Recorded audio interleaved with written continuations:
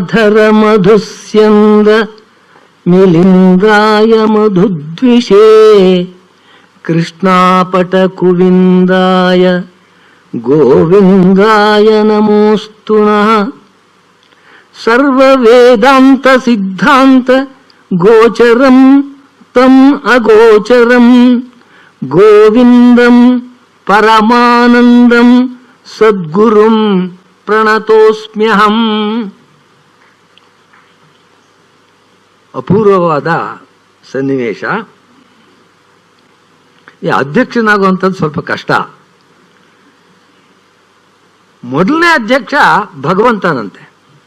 ಋಗ್ವೇದದಲ್ಲಿ ಮಾತು ಬರ್ತಾ ಇದೆ, ನಾಸದೀಯ ಸೂಕ್ತದಲ್ಲಿ ಯೋಸ್ಯಾಧ್ಯಕ್ಷ ಪರಮೇ ವ್ಯೋಮನ್ ಸೋ ಅಂಗವೇದ ಯದಿವಾ ನ ವೇದ. ಅಂದ್ರೆ ಇಡೀ ಜಗತ್ತಿಗೆ, ಸೃಷ್ಟಿಗೆ ಅಧ್ಯಕ್ಷನಾಗಿರ್ತಕ್ಕಂಥವನು, ಅವನ ಮೇಲ್ಗಡೆ ಒಬ್ಬ ಇದ್ದಾನೆ. ಅಧ್ಯಕ್ಷ ಅಂದ್ರೆ ಎಲ್ಲವನ್ನು ನೋಡ್ತಾ ಇರೋನು ಅಂತ ಅರ್ಥ. ಸೋ ಅಂಗ ವೇದ ಯದಿವಾ ನ ವೇದ, ಅವನಿಗೂ ಕೂಡ ಈ ವಿಷಯಗಳೆಲ್ಲ ಗೊತ್ತಿದೆಯೋ ಗೊತ್ತಿಲ್ಲವೋ ಅಂತ ವೇದ ಹೇಳುತ್ತೆ. ಆದ್ದರಿಂದ ಈ ಅಧ್ಯಕ್ಷನಾಗಿ ಕುಳಿತಿರ್ತಕ್ಕಂಥವನು ಸಂಪೂರ್ಣವಾದ ಕಾರ್ಯವನ್ನೆಲ್ಲ ನೋಡ್ಕೊಳ್ಬೇಕು. ಮೊದಲು ಇವತ್ತು ಕಾರ್ಯಕ್ರಮ ಆರಂಭ ಆಯ್ತು, ಗೊತ್ತಿದ್ದವರಿಗೆ ಗೊತ್ತಿಲ್ಲ ಅಂತ. ಎಷ್ಟು ಜನ ನೀವು ಬಂದಿದ್ರೋ ಗೊತ್ತಿಲ್ಲ. ಮೊದಲು ಆದಂತಹ ಪ್ರಾರ್ಥನೆ ಗೊತ್ತಿದ್ದವರಿಗೆ ಗೊತ್ತಿಲ್ಲ ಎಂಬುವಂತ ನಮ್ಮ ಬನ್ನಂಜಿಯವರ ಒಂದು ಹಾಡಿನಿಂದ ಆರಂಭ ಆಯಿತು. ಅಷ್ಟು ಸುಲಭವಾದ ಮಾತು ಯಾವ ರೀತಿ ಬಂದಿದೆ ಅದು. ಅವಿಜ್ಞಾತಂ ವಿಜಾನತಾಂ ವಿಜ್ಞಾತಂ ಅವಿಜಾನತಾಂ ಎಂಬುವಂತ ಕೇನೋಪನಿಷತ್ತಿನ ಮಾತು ಅಲ್ಲಿ ಬಂದಿರತಕ್ಕಂಥದ್ದು.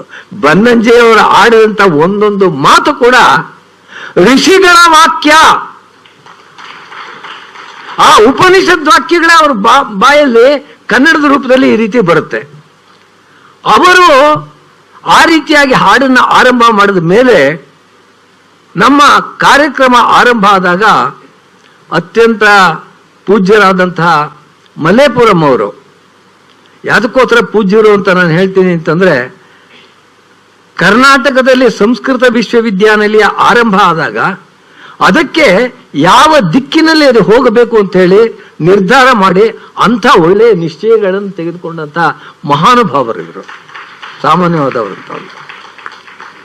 ಆ ರೀತಿಯಾಗಿರ್ತಕ್ಕಂಥ ಮಲ್ಲೇಪುರಂ ಅವರು ಸ್ವಾಗತ ಭಾಷಣ ಪ್ರಾಸ್ತಾವಿಕ ಎಂಬುವಂತ ಸಂದರ್ಭದಲ್ಲೇ ಬನ್ನಂಜಿಯವರ ಒಂದು ವಿಶ್ವವ್ಯಾಪ್ತಿಯನ್ನ ತೋರಿಸಿದ್ರು. ಅಲ್ಲದೆ ಯಾವ ವಿಷಯಗಳಿಗೋಸ್ಕರ ನಾವು ಬನ್ನಂಜಿಯವರನ್ನ ಗುರುತಿಸ್ತಾ ಇದ್ದೀವಿ, ಯಾತಕ್ಕೋಸ್ಕರ, ಎಷ್ಟೋ ಜನ ಪ್ರಪಂಚದಲ್ಲಿ ಇರ್ತಾರೆ ಹೋಗ್ತಾರೆ, ಆದರೆ ಕೆಲವರು ಮಾತ್ರ ಶಾಶ್ವತವಾಗಿರ್ತಾರೆ. ಕಾಳಿದಾಸ 1600 ವರ್ಷಗಳ ಹಿಂದೆ ಇದ್ದಂಥವನು ಇವತ್ತಿಗೂ ಕೂಡ ನಾವು ಜ್ಞಾಪಿಸ್ಕೊಳ್ತೀವಿ. ರನ್ನ, ಪಂಪ ಅವ್ರನ್ನ ಜ್ಞಾಪಿಸ್ಕೊಳ್ತೀವಿ. ಅವ್ರ ಜೊತೆ ಒಳಗೆ ಕೋಟ್ಯಂತರ ಜನ ಇರಲಿಲ್ಲ, ಅವ್ರನ್ನ ನಾವೆಲ್ಲ ಜ್ಞಾಪಿಸ್ಕೊಳ್ತೀವಿ. ಯಾತಕ್ಕೋಸ್ಕರ ಅಂದ್ರೆ ಸಮಾಜಕ್ಕೆ ಅವರು ಕೊಟ್ಟಿರ್ತಕ್ಕಂಥ ಕೊಡುಗೆ ಅಷ್ಟು ದೊಡ್ಡದು ಎಂಬುದಕ್ಕೋಸ್ಕರ. ಅದಾದ್ಮೇಲೆ ನಮ್ಮ ರಘುಪತಿ ಭಟ್ರು ಮಾತನಾಡ್ತಾ ಇದ್ರು, ಎಷ್ಟೊಂದು ಒಳ್ಳೆಯ ವಿಷಯಗಳನ್ನ ಬನ್ನಂಜಿಯವರ ಬಗ್ಗೆ ನಮಗೆ ತಿಳಿಯದಂತ ವಿಷಯಗಳನ್ನ ತಿಳಿಸಿದ್ರು ಎಂಬುದಕ್ಕೆ ನಿಜವಾಗಿಯೂ ಅವರಿಗೆ ನಾವು ಕೃತಜ್ಞರಾಗಿರಬೇಕು. ಅಷ್ಟು ದೊಡ್ಡ ಮಾತದು. ಅವರು ರಾಮ ಸಂದೇಶ ಎಂಬುದರ ಒಂದು ಪುಸ್ತಕದ ಬಗ್ಗೆ ಹೇಳಿದ್ರು. ರಾಮ ಸಂದೇಶ ಅಂತಕ್ಕಂಥದ್ದು ಉಡುಪಿಯ ಮಠಗಳಲ್ಲಿದ್ದಂಥ ಒಬ್ಬ ಯತಿಗಳು ಬರೆದಂತ ಸಂಸ್ಕೃತ ಕಾವ್ಯ.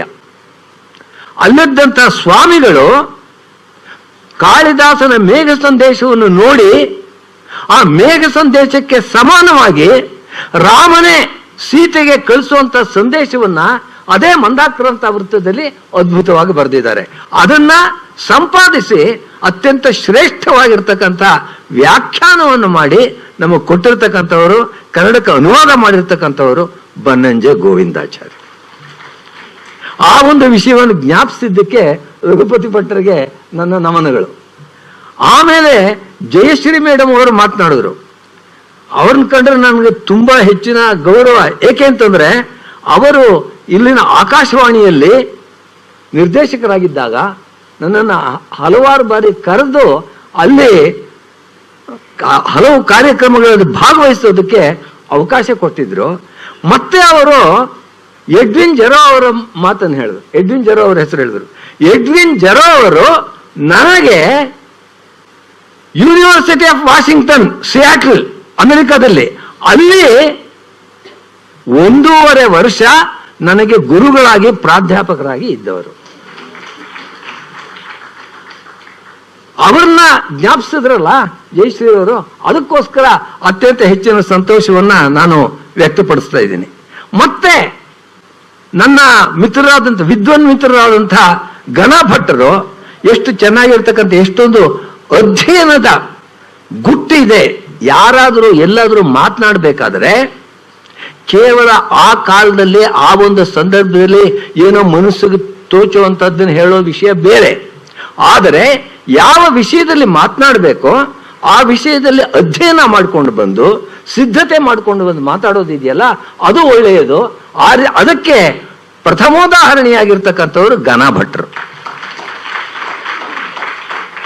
ಹೀಗೆ ಅತ್ಯುತ್ತಮವಾದಂಥ ಅನೇಕ ವಿಷಯಗಳನ್ನು ಹೇಳೋರಲ್ಲಿ ಅದರೊಳಗೆ ನಿಕಷ ಎಂಬುವಂಥ ಶಬ್ದ ಹೇಳಿದ್ರಲ್ಲ ಘನ ಭಟ್ರು, ನಿಕಷಃ ಅಂತ ಹೇಳ್ಬಿಟ್ಟು ಯಾವಾಗ ನಾವು ಪುಲ್ಲಿಂಗದಲ್ಲಿ ನಿಕಷ ಶಬ್ದವನ್ನು ಉಪಯೋಗಿಸ್ತೀವಿ ಆಗ ಅದಕ್ಕೆ ಹೊರಗಲ್ಲು ಅಂತ ಅರ್ಥ ಆಗುತ್ತೆ.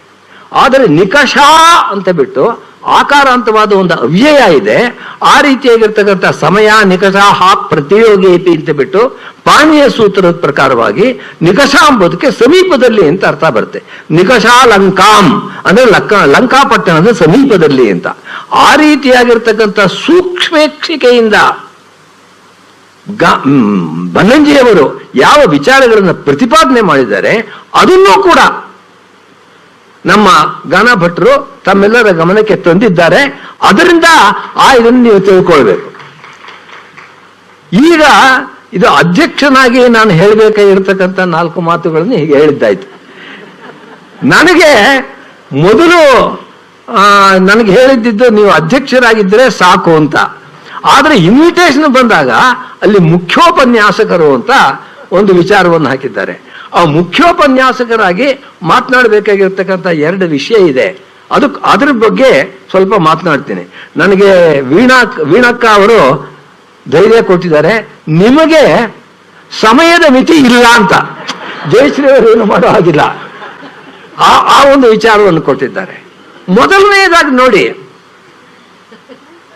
ಬನ್ನಂಜೆಯವರು ಸಂಸ್ಕೃತದಲ್ಲಿ ಯಾವ ರೀತಿಯಾಗಿರ್ತಕ್ಕಂಥ ವ್ಯಕ್ತಿ ಅಂತಂದ್ರೆ, ವೇದಗಳ ವಿಚಾರದಲ್ಲಿ ಆ ಒಂದು ವಿವರಣೆಯನ್ನು ಕೊಡುವಂತ ಸಂದರ್ಭದಲ್ಲಿ ನಾವು ಬೃಹದಾರಣ್ಯಕೋಪನಿಷತ್ತಿನಲ್ಲಿ ಕಾಣುವಂತಹ ಯಾಜ್ಞವಲ್ಕ್ಯರಿಗೆ ಸಮಾನವಾಗಿ ವಿಚಾರಗಳನ್ನು ಪ್ರತಿಪಾದನೆ ಮಾಡ್ತಾರೆ. ಆ ಯಾಜ್ಞವಲ್ಕ್ಯ ಮಹರ್ಷಿಗೆ ಸಮಾನವಾಗಿ ವಿಚಾರ ಮಾಡಬಲ್ಲಂತ ಶಕ್ತಿ ಇದ್ದಂಥವರು ನಮ್ಮ ಬನ್ನಂಜೆಯವರು. ಆ ರೀತಿಯಾಗಿರ್ತಕ್ಕಂಥ ಇನ್ನೊಬ್ಬ ವ್ಯಕ್ತಿ ಇಲ್ಲ. ನಾನು ಅನೇಕ ಬಾರಿ ನೋಡಿದ್ದೇನೆ, ಉಪನಿಷತ್ತುಗಳಿಗೆ ಅರ್ಥ ಮಾಡಬೇಕಾದ್ರೆ ಅದು ಅಷ್ಟು ಸುಲಭವಾದಂಥ ವಿಚಾರಗಳಲ್ಲ.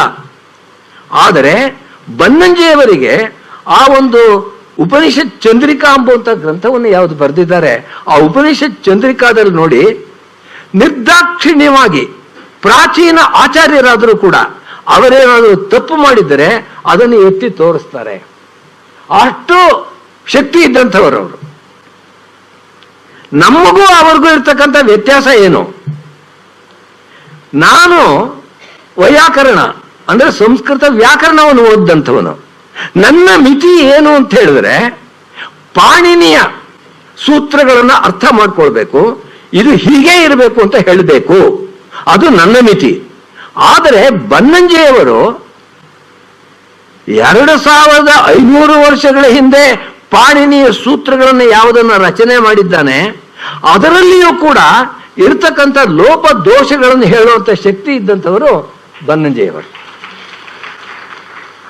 ನಿಮಗೆಲ್ಲ ಅನೇಕ ಜನಗಳಿಗೆ ಗೊತ್ತಿರಬಹುದು, ಪಾಣಿನಿ ತನ್ನ ವ್ಯಾಕರಣವನ್ನು ಬರೆಯುವಂತ ಸಂದರ್ಭದಲ್ಲಿ ಅದಕ್ಕೆ ಆಧಾರವಾಗಿ 14 ಸೂತ್ರಗಳನ್ನ ಒಪ್ಪಿಕೊಂಡಿದ್ದಾನೆ. ಐವಂ ಋಕ್ ಏವಂ ಅಯ್ಯೌ ಹಯವರಟ್ ಲಣ್ ನ್ಯಮಗಣನಂ ಜಭೈ ಘಡದಶ್ ಜಬಗಳದಶ್ ಖಪ ಚಟತ ಚಟತವು ಕಪೈ ಶಶಸರ್ ಹಲ್ ಅಂಬುವಂಥದ್ದು 14 ಸೂತ್ರಗಳು. ವೃತ್ತಾವಸಾನೆ ನಟರಾಜರಾಜೋ ನನಾದ ಢಕ್ಕಾಂ ನವಪಂಚವಾರಂ ಉದ್ಧರ್ತು ಕಾಮ ಸನಕಾದಿ ಸಿದ್ಧಾನ್ ಏತದ್ ವಿಮರ್ಶೆ ಶಿವಸೂತ್ರ ಜಾಲಂ ಅಂತ ಬಿಟ್ಟು ನಂದಿಕೇಶ್ವರ ಕಾರಿಕೆಯಲ್ಲಿ ಬರ್ತಾ ಇದೆ. ಶಿವನು ಪಾಣಿನಿಗೆ ಅನುಗ್ರಹ ಮಾಡೋದಕ್ಕೋಸ್ಕರ ತನ್ನ ಕೈಯಲ್ಲಿದ್ದಂಥ ಡಮರುಗವನ್ನು ಬಾರಿಸ್ತಾ ಇದ್ದಾನೆ. ನವಪಂಚವಾರಂ, ನವ ಅಂದ್ರೆ 9, ಪಂಚ ಅಂದ್ರೆ 5, ನವಪಂಚವಾರಂ ಅಂದ್ರೆ 14 ಸಲ ಅದನ್ನ ಬಾರಿಸ್ದ ಅಂತ. ಹಾಗೆ ಬಾರಿಸಿದ್ರಿಂದ ಆ ಒಂದು ಶಬ್ದ ಏನ್ ಬಂತೋ ಅದೇ ಪಾಣಿನಿಗೆ ಈ ಸೂತ್ರಗಳಾಗಿ ಕಂಡು ಬಂದವು. ಇದರ ಆಧಾರದ ಮೇಲೆ ಪಾಣಿನಿ ತನ್ನ ಅಷ್ಟಾಧ್ಯಾಯಿಯನ್ನ ರಚನೆ ಮಾಡ್ದ ಅಂತ. ಇದನ್ನ ನಾವೆಲ್ಲರೂ ಕೂಡ ಒಪ್ಕೊಂಡು ಬಂದಿದ್ದೇವೆ. ಆದರೆ ಬನ್ನಂಜಿಯವರು ಹೇಳ್ತಾರೆ, ಹಯಾರಟ್ ಎಂಬುವಂತ ಸೂತ್ರದಲ್ಲಿ ಹಕಾರವನ್ನು ಒಂದ್ಸಲ ಆಗಲೇ ಹೇಳಾಯ್ತು, ಮತ್ತೆ ಹಲ್ಲಂಬುವಾಗ ಇನ್ನೊಂದ್ಸಲ ಹಕಾರವನ್ನು ಹೇಳಿದ್ದಾನೆ. ಯಾರಾದ್ರೂ ಆಲ್ಫಾಬೆಟ್ ಹೇಳುವಂತ ಸಂದರ್ಭದಲ್ಲಿ ಒಂದೇ ಅಕ್ಷರವನ್ನ 2 ಬಾರಿ ಹೇಳೋದು ಸರಿಯೇ? ಆ ರೀತಿಯಾಗಿ ಹಕಾರವನ್ನ ಯಾತಕ್ಕೋಸ್ಕರ ಹೇಳ್ತೀವಿ? ರಲ್ ಜಲ್ ಶಲ್ ಕ್ಷಲ್ ಚು ಅಂತ ಬಿಟ್ಟು ನಮ್ಮೊಂದು ಸೂತ್ರ ಬರುತ್ತೆ. ಏನು ಇವುಗಳು ಈ ಒಂದು ಪ್ರತ್ಯಾಹಾರಗಳಲ್ಲಿ ಹಕಾರವು ಕೂಡ ಸೇರ್ಕೊಳ್ಬೇಕು, ಅದಕ್ಕೋಸ್ಕರ ಮತ್ತೆ ಅವನು ಹೇಳ್ದ ಅಂತ. ಆದರೆ ಆ ರೀತಿಯಾಗಿರ್ತಕ್ಕಂಥ ಪ್ರತ್ಯಾಹಾರಗಳನ್ನು ಬೇರೆ ರೀತಿಯಲ್ಲಿ ಮಾಡಿ ಈ ಒಂದು ಆಲ್ಫಾಬೆಟ್ ಅಂತ ಯಾವುದು ವರ್ಣ ಸಮಾಮ್ನಾಯ, ಈ ವರ್ಣ ಸಮಾಮ್ನಾಯದಲ್ಲಿ ದ್ವಿರುಕ್ತಿ ಒಂದೇ ಅಕ್ಷರ 2 ಸಲ ಬರೋದನ್ನ ತಪ್ಪಿಸಬಹುದಾಗಿತ್ತು. ಪಾಣಿನಿ ಅದನ್ನು ಮಾಡಲಿಲ್ಲ, ಇದು ಅವನ ದೋಷ ಎಂಬುವಂತ ಹೇಳುವಂತ ಶಕ್ತಿ ಇದ್ದಂಥವರು ಬನ್ನಂಜಿಯವರು.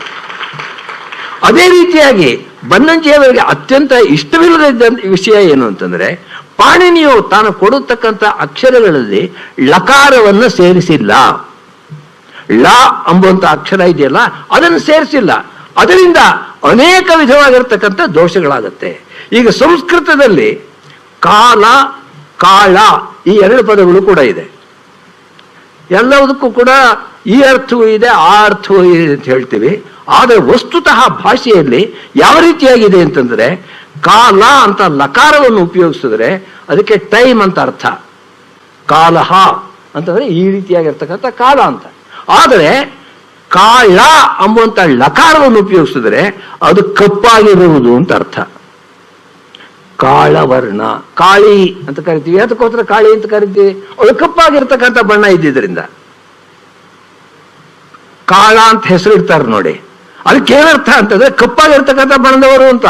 ಆದ್ರಿಂದ ಲಕಾಳ ಮತ್ತು ಲಕಾರ ಒಂದೇ ಅಕ್ಷರದ 2 ರೂಪಗಳಲ್ಲ, ಇವೆರಡು ಕೂಡ they are 2 different phonemes, they have different meanings.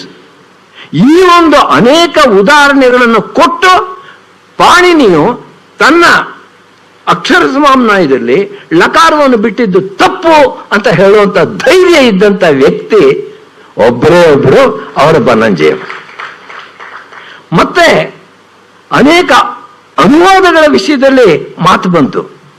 ಈ ಅನುವಾದಗಳಲ್ಲಿ ಅತ್ಯಂತ ಕಷ್ಟವಾಗಿರ್ತಕ್ಕಂಥ ಅನುವಾದ ಯಾವುದು ಅಂತಂದ್ರೆ, ಬಾಣನ ಕಾದಂಬರಿಯನ್ನ ಕನ್ನಡಕ್ಕೆ ಅವರು ಅನುವಾದ ಆಗ್ಲೇ ಹೇಳಿದ್ರು. ನಮ್ಮ ಬೇಂದ್ರೆಯವರೇ ಅದನ್ನು ಒಪ್ಪಿಕೊಂಡಂಥವ್ರು. ಬನ್ನಂಜೆ ಅಂತ ಹೇಳಿದ್ರೆ ಬಾಣನನ್ನ ಕನ್ನಡಕ್ಕೆ ತಂದವರು, ಈ ಮಾತನ್ನು ಹೇಳುವಂಥವರು ಬೇಂದ್ರೆಯವರು. ಆ ರೀತಿಯಾಗಿರ್ತಕ್ಕಂಥ ಯಾತಕ್ಕೋಸ್ಕರ ಕಷ್ಟ ಅಂತ ನಾನು ಹೇಳ್ತೀನಿ. ಬಾಣನ ಶೈಲಿ ಅಂತಕ್ಕಂಥದ್ದು ಗಜ ಗಮನದಂತೆ, ಐರಾವತವು ಯಾವ ರೀತಿಯಾಗಿ ಇಂದ್ರನನ್ನು ಹೊತ್ತುಕೊಂಡು ಹೋಗುತ್ತೆ ಆ ರೀತಿಯಾಗಿರ್ತಕ್ಕಂಥ ಗದ್ಯದ ಶೈಲಿಯನ್ನ ಓಜಸ್ ಸಮಾಸ ಭೂಯಸ್ತ್ವಂ ಏತದ್ ಗದ್ಯಸ್ಯ ಜೀವಿತಂ ಅಂತ ನಮ್ಮ ಆಲಂಕಾರಿಕರು ಹೇಳ್ತಾರೆ. ಆ ರೀತಿಯಾಗಿರ್ತಕ್ಕಂಥ ರಚನೆಯನ್ನು ಮಾಡುವಂತ ಶಕ್ತಿ ಇದ್ದಂಥವನು ಬಾಣ. ಮೊದಲನೆಯ ವಾಕ್ಯವನ್ನೇ ನೋಡಿ, ಬಾಣನ ವಾಕ್ಯ ಯಾವ ರೀತಿ ಇದೆ ಅಂತ. ಆಸೀದ ಶೇಷ ನರಪತಿ ಶಿರಸ್ಸಮಭ್ಯರ್ಚಿತ ಶಾಸನ ಪಾಕಶಾಸನ ಇವಾಪರ ಚತುರದಧಿ ಮಾದಾ ಮೇಖಲಾಯ ಭುವೋ ಭರ್ತ ಕರ್ತ ಮಹಾಶ್ಚರ್ಯಾಣಾಂ ಆಹರ್ತ ಕ್ರತೂನಾಂ ಕುಲಭವನಂ ಗುಣಾನಾಂ ಚಕ್ರಧರೈವ ಕರಕಮಲೋಪಲಕ್ಷ್ಯಮಾಣ ಶಂಖ ಚಕ್ರವಾಂಛನ ಜಿತವನ್ಮತ ಹರೈವ ಜಿತವನ್ಮಥ ಗುಹೈವ ಪ್ರತಿಹತ ಶಕ್ತಿ ರಾಜ ಶೂದ್ರಕೋ ನಾಮ. ಈ ರೀತಿ ದೀರ್ಘವಾಗಿರ್ತಕ್ಕಂಥ ವಾಕ್ಯವನ್ನ ಬಾಣ ಬರೀತಾನೆ. ಇದನ್ನು ನಾವು ಅನುವಾದ ಮಾಡೋಕ್ಕಾಗತ್ತಾ? ನಾವೇನಾದ್ರೂ ಊಹೆ ಮಾಡೋದಕ್ಕೆ?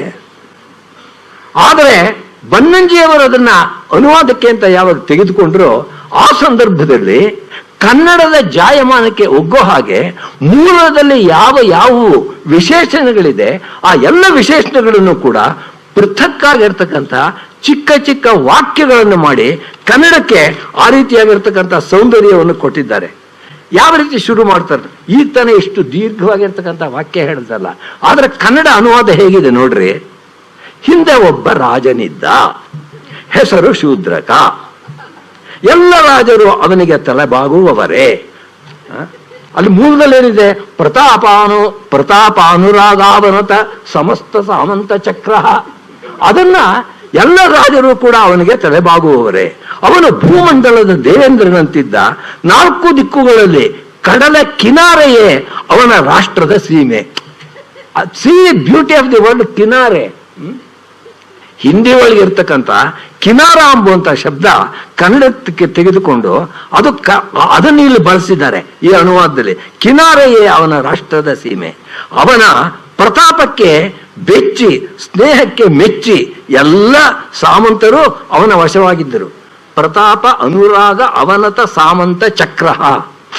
ಅದು ಪ್ರತಾಪದ ಬಗ್ಗೆ ಮತ್ತು ಅನುರಾಗ ಪ್ರೀತಿ ಬಗ್ಗೆ. ಪ್ರತಾಪದಿಂದ ಎಲ್ಲರೂ ಬೆಚ್ಚುತ್ತಾ ಇದ್ರು, ಆದ್ರೆ ಅವನು ಸ್ನೇಹ ಇತ್ತಲ್ಲ ಅದನ್ನು ಮೆಚ್ಚುತ್ತಾ ಇದ್ರು. ಎರಡನ್ನೂ ಇದನ್ನ ಕನ್ನಡದಲ್ಲಿ ತರುವಂತಹದ್ದು ಈ ರೀತಿಯಾಗಿ ತರಬೇಕು. ಅನುವಾದ ಅಂತಂದ್ರೆ ಮೂಲದಲ್ಲಿ ಅದು ಸಂಸ್ಕೃತ ಭಾಷೆಯ ಮರ್ಯಾದೆಗೆ ಅನುಗುಣವಾಗಿ ಆ ರೀತಿಯಾಗಿ ದೀರ್ಘವಾಗಿರ್ತಕ್ಕಂಥ ಸಮಾಸಗಳನ್ನು ಬಳಸಿ ಮಾತನಾಡ್ತಾನೆ. ಆದರೆ ಕನ್ನಡದ ಜಾಯಮಾನಕ್ಕೆ ಒಗ್ಗೋ ಹಾಗೆ ಸಣ್ಣ ಸಣ್ಣ ವಾಕ್ಯಗಳಲ್ಲೇ ಅದರ ಅಭಿಪ್ರಾಯವೆಲ್ಲ ಬರೋ ಹಾಗೆ ಮಾಡಿದ್ದಾರಲ್ಲ, ಇದು ನಿಜವಾಗಿರ್ತಕ್ಕಂಥ ಅನುವಾದದ ರೀತಿ. ಅಲ್ಲಿ ತೋರಿಸ್ತಾ ಇದ್ದಾರೆ, ಮಿಕ್ಕ ರಾಜರ ಜಂಬ ಅಡಗಿಸುವ ಅದಟು, ಸಂಪತ್ತಿನ ಸೆಲೆ, ಹಿರಿಯರ ದಾರಿಯಲ್ಲಿ ನಡೆವ ಸೌಜನ್ಯದ ಸೌಭಾಗ್ಯ, ದಿನ ದಿನವೂ ಉನ್ನತಿಯ ಶಿಖರವನ್ನೇರುವ ಹಿರಿಮೆ. ಈ ರೀತಿಯಾಗಿರ್ತಕ್ಕಂಥ ಕನ್ನಡದ ಅನುವಾದವನ್ನು ಮಾಡಿ ನಮಗೆ ಬಾಣನ ಒಂದು ಗದ್ಯದ ವೈಶಿಷ್ಟ್ಯ ಏನಿದೆ ಅದೆಲ್ಲವೂ ಕೂಡ ದೊರಕೋ ಹಾಗೆ ಮಾಡಿದಂಥ ಬನ್ನಂಜಿಯವರಿಗೆ ಯಾವ ಕನ್ನಡಿಗ ತಾನೇ ತಲೆ ಬಾಗುವುದಿಲ್ಲ ಅಂತ ನನ್ನ ಪ್ರಶ್ನೆ. ಇದನ್ನ ಈ ರೀತಿಯಾಗಿ ಮಾಡಬೇಕಾದರೆ ಉಭಯ ಭಾಷೆಗಳಲ್ಲೂ ಕೂಡ ಕನ್ನಡದಲ್ಲಿ ಯಾವ ರೀತಿಯಾಗಿರ್ತಕ್ಕಂಥ ಪಾಂಡಿತ್ಯ ಇದೆ ಅದೇ ರೀತಿಯಾಗಿ ಸಂಸ್ಕೃತದಲ್ಲೂ ಇರಬೇಕು. That is what is very very much not available today.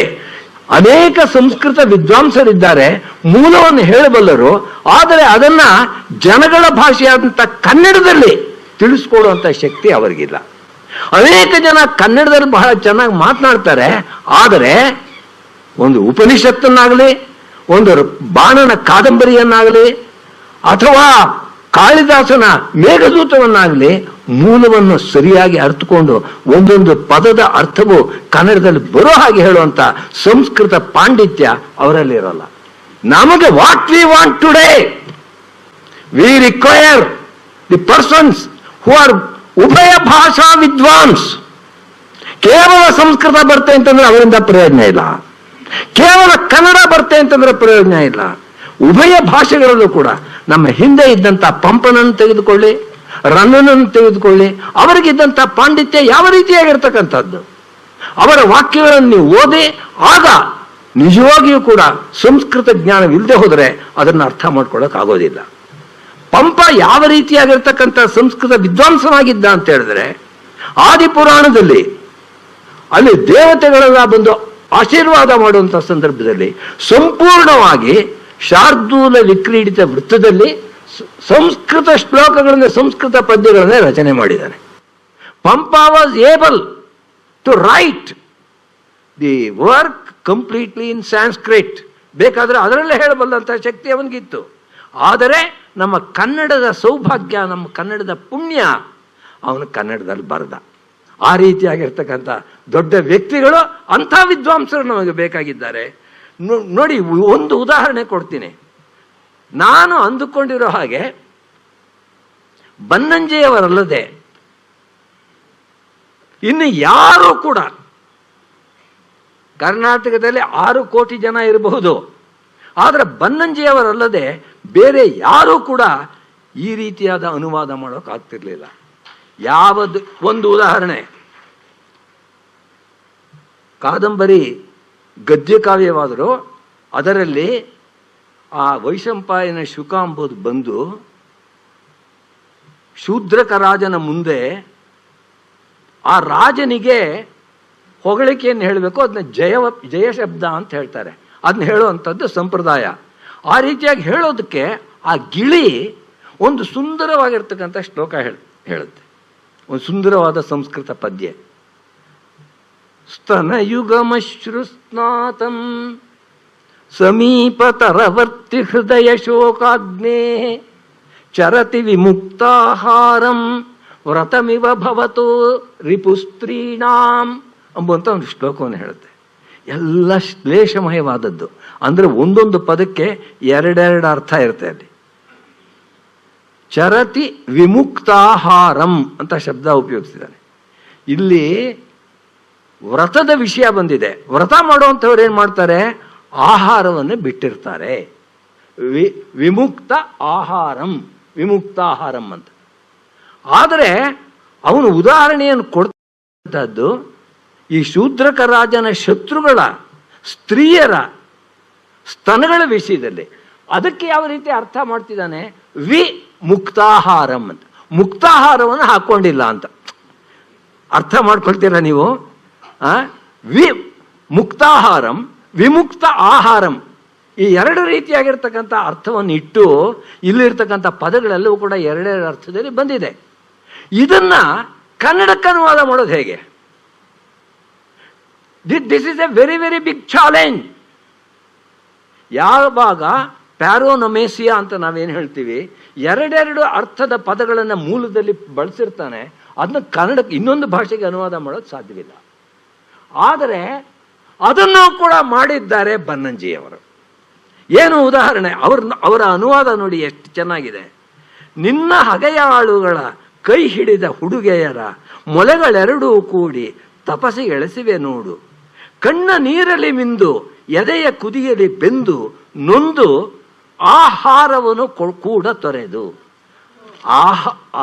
ಆಹಾರವನ್ನು ಎರಡರ್ಥವೂ ಬರೋ ಹಾಗೆ ಕನ್ನಡಕ್ಕೆ ಮಾಡಿದಾರಲ್ಲ. ಈ ರೀತಿಯಾಗಿರ್ತಕ್ಕಂಥ ಪಾಂಡಿತ್ಯ ನೀವು ಇನ್ನೆಲ್ಲಿ ಹುಡುಕ್ತೀರಿ? ಇದು ಅವರಲ್ಲಿದ್ದಂಥ ವೈಶಿಷ್ಟ್ಯ, ಅವರಲ್ಲಿದ್ದಂಥ probably Saraswati sends such persons once in a while to this world. ಪ್ರಪಂಚಕ್ಕೆ ಸರಸ್ವತಿಯೇ ಈ ರೀತಿಯಾಗಿರ್ತಕ್ಕಂಥ ಕೆಲಸ ಆಗಬೇಕು ಎಂಬುದಕ್ಕೋಸ್ಕರ ಅಂಥ ಮಹಾವ್ಯಕ್ತಿಗಳನ್ನು ಕಳಿಸ್ತಾಳೆ. ಹಾಗೆ ಬಂದಂಥವರು ಬನ್ನಂಜಿಯವರು. ಅವರ ಒಂದೊಂದು ಕೃತಿಯನ್ನು ಕೂಡ ಕುರಿತು ಹೇಳಬೇಕು. ನಮ್ಮ ವೀಣಕ್ಕ ಅವರು ನನಗೆ ಹೇಳಿದ್ದಾರೆ, ಬನ್ನಂಜಿಯವರಿಗೆ ಸಂತೋಷವಾಗುತ್ತೆ, ನೀವು ಸಂಸ್ಕೃತದಲ್ಲಿ ಮಾತನಾಡಬೇಕು ಈಗ ಹೇಳಿದ್ರು. ಅದಕ್ಕೆ ಬಹಳ ನನಗೆ ಸಂತೋಷ. ಹಿಂದೆ ನಮ್ಮ ಸುಧರ್ಮ ಪತ್ರಿಕೆಯ ವಾರ್ಷಿಕೋತ್ಸವಕ್ಕೆ ಬನ್ನಂಜಿಯವರನ್ನು ಕರೆಸಿದ್ದೆವು. ಆ ಸಂದರ್ಭದಲ್ಲಿ ನಾನು ಸ್ವಾಗತ ಭಾಷಣವನ್ನು ಸಂಪೂರ್ಣವಾಗಿ ಸಂಸ್ಕೃತದಲ್ಲಿ ಮಾಡಿದೆ. ಆಗ ಬನ್ನಂಜಿಯವರು, ಇವತ್ತು ನಾಗರಾಜರಾವ್ ಒಂದು ತಪ್ಪಿಲ್ಲದೆ ಸಂಸ್ಕೃತದಲ್ಲಿ ಮಾತನಾಡಿದ್ದಾರೆ. I consider it as A bigger certificate than the certificate given by the president of India. ನನಗೆ 2010ರಲ್ಲಿ ಅದನ್ನು ಕೊಟ್ಟರು, ಸಮ್ಮಾನ ಪತ್ರ ಅಂತ ಬಿಟ್ಟು. ಆದರೆ ಅದಕ್ಕಿಂತಲೂ ಕೂಡ ಬನ್ನಂಜಿಯವರ ಕೈಯಲ್ಲಿ ಇವ್ರು ತಪ್ಪಿಲ್ಲದೆ ಇವತ್ತು ಮಾತಾಡಿದ್ದಾರೆ ಅಂತ ಹೇಳಿದ್ರಲ್ಲ, ಆ ಮಾತು ಅದಕ್ಕೆ ನಿಜವಾಗಿ ಕೂಡ ದೊಡ್ಡದು. ಅವರ ಕೈಯಲ್ಲಿ ಆ ರೀತಿ ಎಷ್ಟು ಜನ ಹೇಳಿಸ್ಕೊಳ್ಬಲ್ಲರು ಎಂಬುದು ಬಹಳ ದೊಡ್ಡ ಪ್ರಶ್ನೆ. ಆದ್ದರಿಂದ ಅವರ ಮನಸ್ಸಿಗೆ ಸಂತೋಷವಾಗೋದಕ್ಕೋಸ್ಕರ ಕೆಲವು ಮಾತುಗಳನ್ನು ಸಂಸ್ಕೃತದಲ್ಲಿ ಹೇಳ್ತೀನಿ. ಅಖಿಲ ಭಾರತ ವರ್ಷೆ ವಿಶಾಲಾಯಾಂ ಭಾರತ ಭೂಮೌ ಕತಿಚಿದೇವ ವಿದ್ವಾಂಸಃ ಬನ್ನಂಜೆ ಗೋವಿಂದಾಚಾರ್ಯ ಸದೃಶಾಃ ಉದ್ಭವಂತಿ. ಏಕಸ್ಮಿನ್ ಯುಗೆ ಏಕಃ ವಿದ್ವಾನ್ ತಾದೃಶಃ ವಿದ್ವಾನ್ ಬನ್ನಂಜೆ ಗೋವಿಂದಾಚಾರ್ಯ. ತೇನ ಸಂಸ್ಕೃತ ಭಾಷಾಯಾಂ ಯಾದೃಶಂ ಪ್ರಾಭುತ್ವಂ ಪ್ರಾಪ್ತಮಿತಿ ಚೇತ್ ಅಹಮೇಕಂ ಉದಾಹರಣಂ ವಕ್ತುಮಿಚ್ಛಾಮಿ. ಮಮ ಗೋವಿಂದಾಚಾರ್ಯಸ್ಯ ಪ್ರಥಮ ದರ್ಶನಂ 59 ವರ್ಷೇಭ್ಯ ಪ್ರಾಕ್, 59 ವರ್ಷಗಳ ಹಿಂದೆ ನಾನು ಮೊದಲು ಪ್ರಥಮ ದರ್ಶನ ಬನ್ನಂಜೆ ಗೋವಿಂದಾಚಾರ್ಯಾಣಂ ಪ್ರಥಮ ದರ್ಶನಂ ಮಯಾ ಲಬ್ಧಂ. ತದಾ ಉಡುಪಿ ನಗರೆ ಅಯಂ ಎಡ್ವಿಂಜರೋ ಮಹಾಶಯಃ ಜನಾನ್ ಉದ್ದಿಶ್ಯ ಸಂಸ್ಕೃತ ಭಾಷಾಯಾಂ ಶುದ್ಧ ಸಂಸ್ಕೃತ ಭಾಷಾಯಾಂ ಅಭಾಷತ. ತದಾ ಸಭ್ಯೇಷು ಸ್ಥಿತಾಃ ಆಗತ್ಯ ಅವದನ್ ಏತೈಃ ಕನ್ನಡದಲ್ಲಿ ಕೇಳ್ತಾ ಇದ್ದಾರೆ, ಇವರು ಸಂಸ್ಕೃತದಲ್ಲಿ ಮಾತಾಡ್ಬಿಟ್ರು, ನಮಗೆಲ್ಲ ಗೊತ್ತಾಗಲ್ಲ, ಅದನ್ನ ಅನುವಾದ ಮಾಡ್ತೀರಾ ಅಂತ ಕೇಳಿದ್ರು. ಆಗ ಬನ್ನಂಜಿಯವರು ಯಾವ ಊರಿನಲ್ಲಿ ಶ್ರೀಮನ್ ಮಧ್ವಾಚಾರ್ಯರು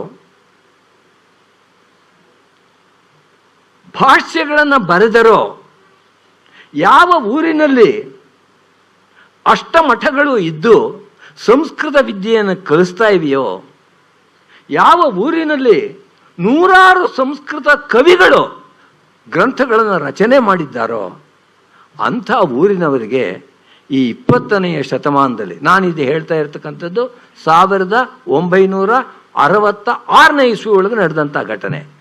ಆಗ ನಾನಿನ್ನೂ ಕೂಡ ಪಾಠಶಾಲೆಯಲ್ಲಿ ವಿದ್ಯಾರ್ಥಿ. ಆ ರೀತಿಯಾಗಿರ್ತಕ್ಕಂಥ ಉಡುಪಿಯಲ್ಲಿ ಅಮೆರಿಕ ದೇಶದೊಬ್ಬ ವ್ಯಕ್ತಿ ಬಂದು ಸಂಸ್ಕೃತದಲ್ಲಿ ಮಾತಾಡಿದ್ರೆ ನಮಗೆ ಗೊತ್ತಾಗಲ್ಲ, ಯಾರಾದರೂ ಕನ್ನಡಕ್ಕೆ ಅನುವಾದ ಮಾಡ್ತಾರೆ ಅಂತ ಕೇಳ್ತಾರಲ್ಲ, ಇದಕ್ಕಿಂತ ಹೆಚ್ಚಿನ ನಾಚಿಕೆಯ ವಿಷಯ ಉಂಟಾ?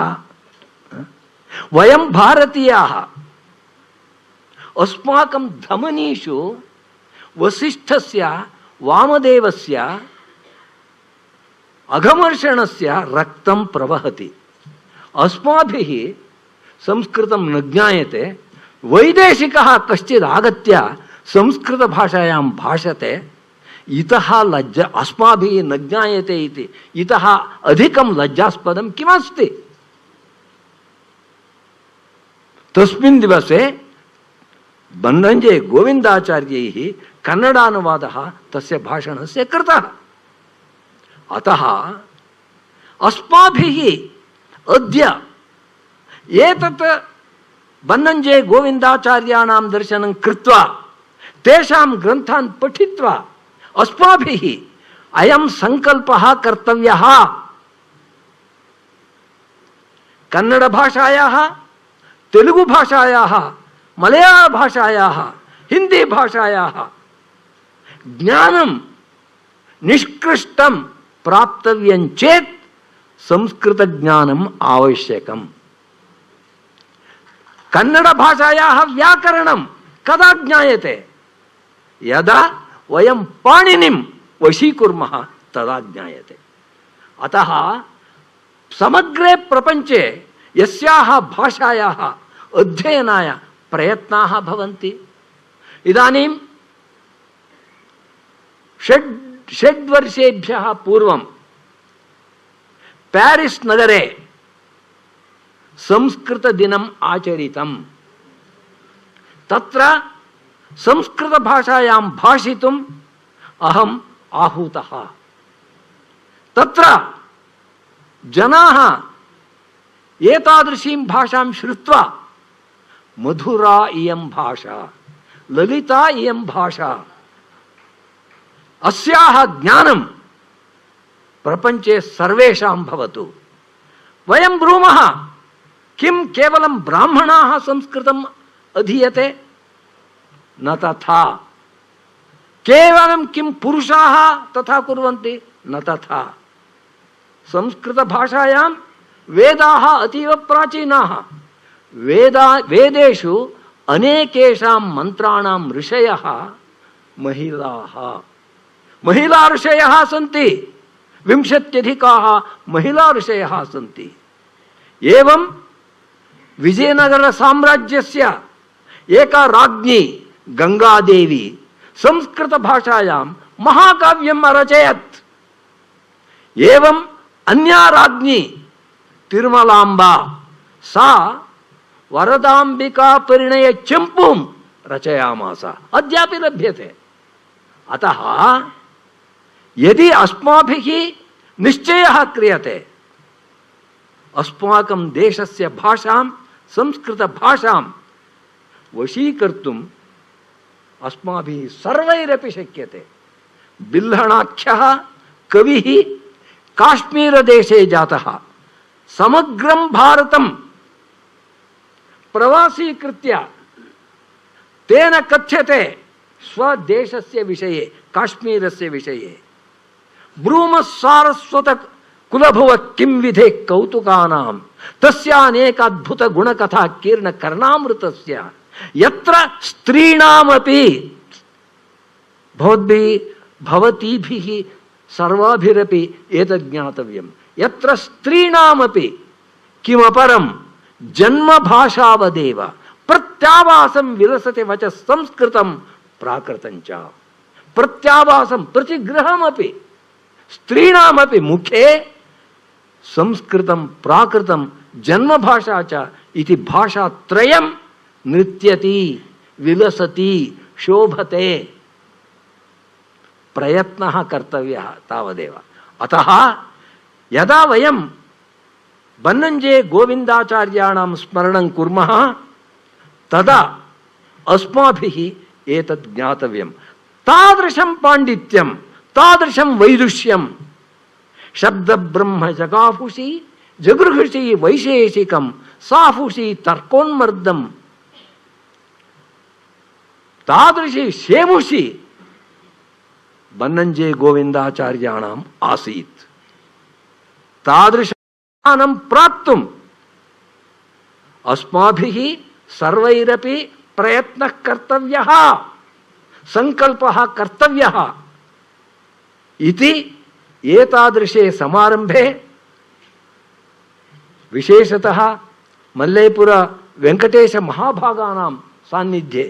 ಕಿಮರ್ಥಮೇತದ್ವಚ್ಮಿ ಇತಿ ಚೇತ್ ಯದಾ ತೇ ಕುಲಪತಯಃ ಆಸನ್ ತದಾ ಮಾಂ ವಿಶೇಷತಃ ಚಿತ್ವಾ ಯತ್ರ ಯತ್ರ ಸಂಸ್ಕೃತ ಪಾಠಶಾಲಾಃ ಸಂತಿ ಯತ್ರ ಯತ್ರ ಸಂಸ್ಕೃತ ವಿದ್ಯಾಲಯಾಃ ಸಂತಿ ತತ್ರ ತತ್ರ ಭವತಾ ಗತ್ವಾ ಸಂಸ್ಕೃತ ಭಾಷಾಯಾಂ ಭಾಷಣೀಯಂ ಇತಿ ವಿಶೇಷ ಸ್ಥಾನಂ ದತ್ವಾ ತೇ ಅನುಗ್ರಹಂ ಕೃತವಂತಃ. ಏತಾದೃಶಾನಾಂ ಸಾನ್ನಿಧ್ಯೆ ಪ್ರಾತಸ್ಮರಣೀಯಾನಾಂ ನಿತ್ಯಸ್ಮರಣೀಯಾನಾಂ ಬನ್ನಂಜೆ ಗೋವಿಂದಾಚಾರ್ಯಾಣಾಂ ವಿಷಯೇ ಭಾಷಿತುಂ ಅವಕಾಶಃ ಲಬ್ಧಃ. ಅತಃ ಸರ್ವೇಭ್ಯಃ ತೇಭ್ಯಃ ಕೃತಜ್ಞತಾಂ ಸಮರ್ಪ್ಯ ಅಹಂ ಮದೀಯಂ ವಾಂಗ್ಮಯಂ ಸಮಾಪಯಾಮಿ. ನಮೋ ನಮಃ.